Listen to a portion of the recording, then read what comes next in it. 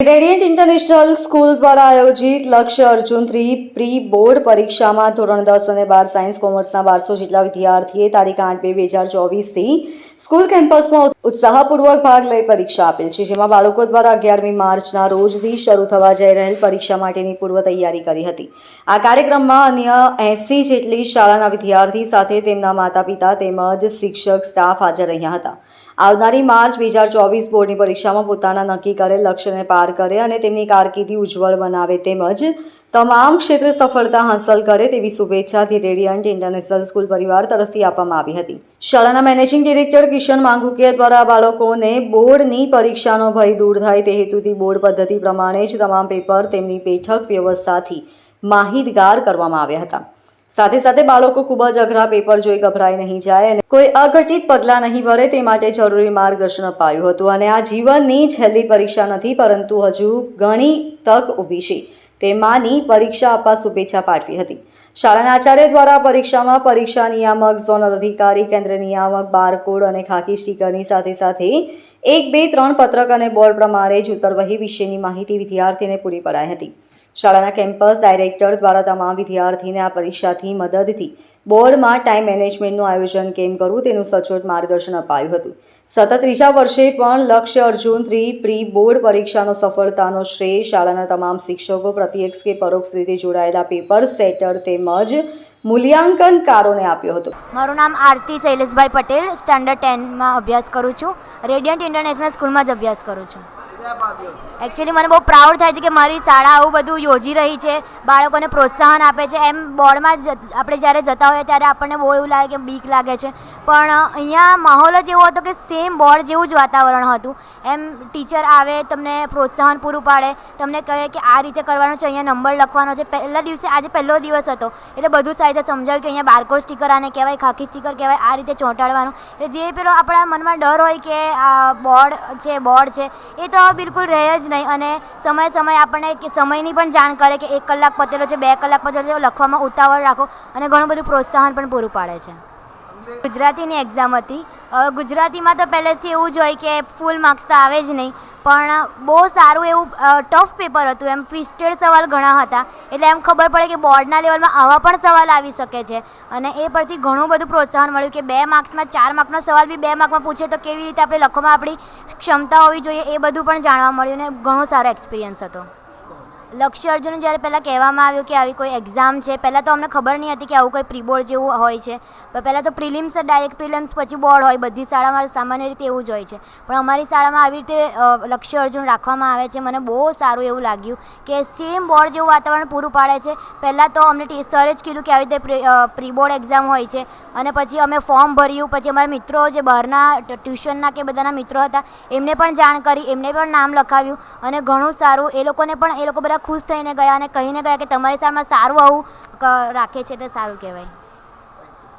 મારું નામ દ્રષ્ટિ રાજેશભાઈ ચોટલિયા છે. હું અહીં 10મા ધોરણમાં અભ્યાસ કરું છું અને રેડિયન્ટ ઇન્ટરનેશનલ સ્કૂલમાં જ અભ્યાસ કરું છું. આજે પ્રી બોર્ડની એક્ઝામ હતી અને પહેલી એક્ઝામ હતી, અને મારું એક્સપિરિયન્સ બહુ જ સારું રહ્યું છે. અમને કોન્ફિડન્સ આવ્યો છે, ટાઈમ મેનેજમેન્ટ કરી શકીએ છીએ અમે, અને અમારે કઈ રીતે પરફેક્શન સાથે લખવાનું છે તે પણ અમે કરી શકીએ છીએ. મારી બેન 10મામાં હતી ગયા વર્ષે, એણે પ્રી બોર્ડ અપાવી હતી અને એણે મને કીધું હતું, બટ એટલું બધું મેં જાણ્યું નહીં હતું કે કઈ રીતે હોય. પણ આજે ઘણો સારો એક્સપિરિયન્સ થયો છે, અને ઘણા લોકો હતા, અને એમ માહોલ એકદમ બોર્ડ જેવો લાગ્યો કે જેથી ટીચર અમને સમજાવ્યું, બધું પરફેક્ટલી કહ્યું, કઈ રીતે કરવાનું, કઈ રીતે એક્સ્ટ્રા પુરવણી લઈએ તો કઈ રીતે કરવાનું. ના, અમે અમારી એટલે ઇનામ મળે કે ન મળે એનાથી કોઈ ફરક પડતો નથી, પણ અમે બોર્ડ માટે તૈયારી કરવા આવ્યા છીએ. બોર્ડમાં અમારે પરફોર્મન્સ સારું આપવાનું છે. અત્યારે અમે પ્રેક્ટિસ કરીએ છીએ કે કઈ રીતે બોર્ડમાં આવે, કઈ રીતે અમે લોકો કરીએ બધું. એટલે બોર્ડમાં અમને ઇનામનું કોઈ નથી, બોર્ડમાં પરફેક્ટલી કરવાનું છે, એટલા માટે અમે એક પ્રેક્ટિસ રૂપે આ કરીએ છીએ. શાળાએ પ્રોત્સાહન ઇનામ રાખ્યા છે તે ખૂબ જ સારી વાત છે, અને જે આ એક્ઝામમાં ફર્સ્ટ આવશે, સેકન્ડ આવશે તેને ઇનામ પણ મળશે, સારી વાત છે. અને તેમની સારી એવી પ્રેક્ટિસ પણ હશે, તેમણે ઘણું સારું કર્યું હશે, અને એમના પાસેથી જાણ પણ થશે કે તેઓ કઈ રીતે કરે છે, તે જેથી આપણને પણ પ્રોત્સાહન મળે કે આપણે પણ બોર્ડમાં આ રીતે કરવાનું છે. આજનું પહેલું પેપર બહુ જ સારું રહ્યું. એકચ્યુઅલી ગુજરાતીનું પેપર હતું, એટલે ગુજરાતીના પેપરમાં ફૂલ માર્ક્સ તો આવે જ નહીં, પણ ટ્વિસ્ટેડ પેપર હતું અને ટફ પેપર હતું, એટલે આવી જશે માર્ક્સ 70 ઉપર તો આવી જ જશે એમ. નમસ્કાર, મારું નામ ડૉક્ટર વિરલ નાણાવટી છે. હું ધ રેડિયન્ટ ઇન્ટરનેશનલ સ્કૂલમાં આચાર્ય તરીકે કાર્યરત છું. આજથી અમારી શાળાની અંદર પ્રી બોર્ડ લક્ષ્ય અર્જુન પરીક્ષા શરૂ થઈ રહી છે, જેની અંદર 1200થી પણ વધારે વિદ્યાર્થીઓ ભાગ લઈ રહ્યા છે.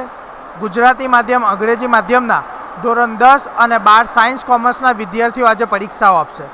આ પરીક્ષાનો માહોલ વિદ્યાર્થીઓ માટે એટલા માટે ઊભો કરી રહ્યા છીએ કે જે 11 માર્ચે બોર્ડની પરીક્ષા શરૂ થવાની છે, એ પરીક્ષામાં કેટલાક બાળકો ટેન્શનમાં આવી જવું, કેટલાક બાળકોએ આત્મહત્યા કરવી, કેટલાક બાળકો કંઈક ખોટા વિચારોએ ચડી જવા, એના કરતાં પહેલાં 1 મહિના અગાઉ આવી પરીક્ષા આપી આવો ભય દૂર કરી શકે એ હેતુથી અમે આ કાર્ય કરી રહ્યા છીએ.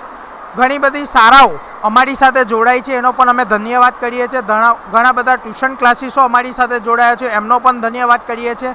કેટલીક એન્ટ્રીઓ ડાયરેક્ટ અમારી પાસે આવી છે અને મિત્રો તમને જણાવતા એ પણ અમને ખુશી થાય છે કે હવે અમે માત્ર સુરત જિલ્લા લેવલે નહીં, અમે ખૂબ આગળ વધી રહ્યા છે. આ જ એક્ઝામ આજના દિવસે, આ જ તારીખે, આ જ સમયે ભાવનગર અને રાજકોટ જિલ્લામાં પણ અમારા પેપર ત્યાંની શાળાઓમાં પ્રકાશિત થશે અને ત્યાં અત્યારના આ જ સમયે પરીક્ષા લેવાશે. તો આ એક વ્યાપ વધી રહ્યો છે અને હું દરેક શાળાના આચાર્ય મિત્રો અને મારા જેટલા પણ કલીગ મિત્રો છે એમને વિનંતી કરીશ કે અમારી સાથે જોડાવા બદલ આપનો અભિનંદન એટલા માટે આપું છું કે બાળકોના વિકાસની અંદર આપણે કશે ને કશે સહભાગી થઈ રહ્યા છીએ. લક્ષ્ય 10મામાં અને 12મામાં ભણતા બાળકોના લક્ષ્ય તો કદાચ નહીં હોય, મા બાપો જો આ બધા લક્ષ્ય નક્કી કરતા હોય છે, પણ આ મા બાપની સાથે બાળક પણ પોતાનું લક્ષ્ય નક્કી કરે કે 10મા પછી એને સાયન્સ લેવું કે કોમર્સ લેવું કે આર્ટ્સ લેવું કે ડિપ્લોમામાં જવું. 12 સાયન્સ પછી એને ડૉક્ટર, મેડિકલની અંદર, JEE નીટની અંદર, કોમર્સના છોકરાઓને CA CS અંદર આવી બધી ફિલ્ડની અંદર આગળ વધવા માટે એક ચોક્કસ ધ્યેય આપવામાં આવે છે. આની અંદરના જે પેપરો છે, આ પેપરો અમે લોકો સ્પેશિયલી બીજા તજજ્ઞો પાસે તૈયાર કરાવડાવીએ છીએ, જેનો ફાયદો બાળકોને બોર્ડમાં થાય. એટલે બાળકો આની અંદર પરીક્ષા અપાવીને બોર્ડનું પોતાનું મૂલ્યાંકન નક્કી કરી શકે છે.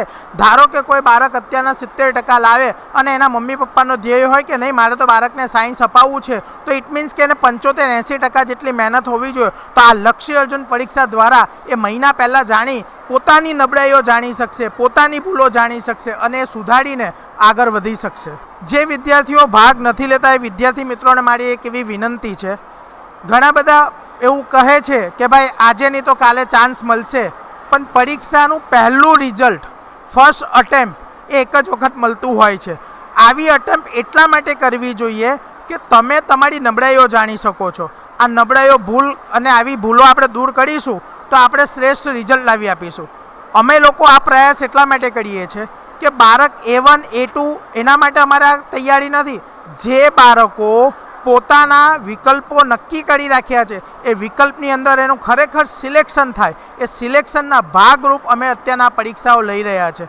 ભવિષ્યની અંદર જે બાળકો આ પરીક્ષાઓ ચૂકી ગયા છે, હું એમને જાણ કરી દઉં, તમે ધ રેડિયન્ટ ઇન્ટરનેશનલ સ્કૂલનો ગમે ત્યારે સંપર્ક કરશો, અમે તમને આવી માહિતીઓ આપીશું અને સાથે સાથે તમારા કરિયરની ઓપોર્ચ્યુનિટી અમે ઊભી કરી આપીશું. શિક્ષણ એ સમાજને તૈયાર કરે છે અને શ્રેષ્ઠ સમાજ બનાવવો એ અમારા જેવા શિક્ષકોની એક જવાબદારી છે. તો હું દરેક શિક્ષક મિત્રોને પણ એવી વિનંતી કરીશ કે આવા વિદ્યાર્થીઓને આપણે આ પરીક્ષામાં ભાગ લેતા તૈયાર. Bureau report LK star news, Surat.